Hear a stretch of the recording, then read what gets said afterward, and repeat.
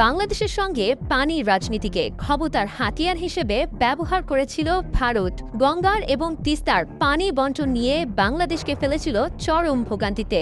এবার যেন সে অপকর্মের সাজা পাচ্ছে ভারত।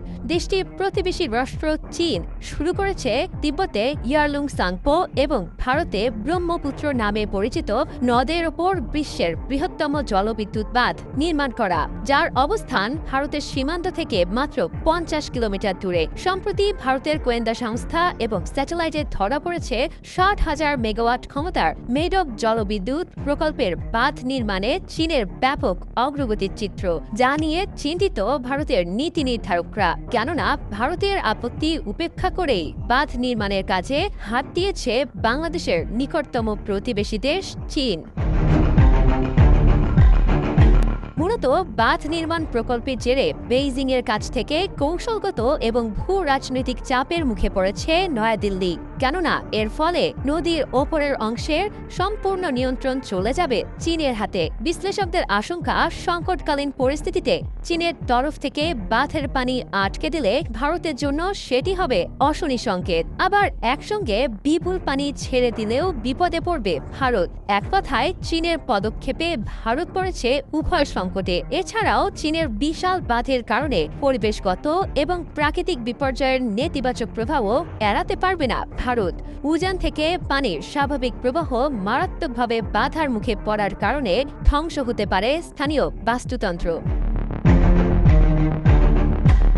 গেল বছরের জুলাই মাসে সাংহাই কোঅপারেশন অর্গানাইজেশনে যোগ দিতে চীনে যান ভারতের পররাষ্ট্রমন্ত্রী এস জয়শঙ্কর। সেখানে তিনি প্রশ্ন তোলেন সম্ভাব্য ঝুঁকি নিয়েও, কিন্তু নিজ অবস্থানে অনড় চীন। দাবি, বিদ্যুৎ উৎপাদন করাই জলবিদ্যুৎ প্রকল্পটির মূল লক্ষ্য। এতে করে অন্য কোনো দেশের ওপর পড়বে না নেতিবাচক প্রভাব। তবে কোনো ঝুঁকি নিতে নারাজ ভারত জানিয়েছে সরকারিভাবে প্রকল্পটির দিকে রাখা হচ্ছে কড়া নজরদারি।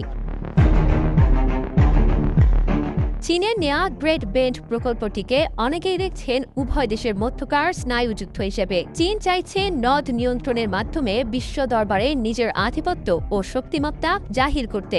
চলতি বছরের মার্চেই সামনে আসে সাংমু এবং জিয়াচা বাঁধের পাশাপাশি চীনে 18টি বাঁধ নির্মাণ পরিকল্পনার কথা। যদিও ভারতের ক্ষমতায় থাকা পূর্বসূরিদের তুলনায় অনেকটাই সতর্ক অবস্থানে ভারতের বর্তমান প্রধানমন্ত্রী নরেন্দ্র মোদী, তবে ব্যর্থ হয়েছেন চীনের সঙ্গে কার্যকর স্থায়ী পানি বণ্টন ব্যবস্থা তুলে ধরতে।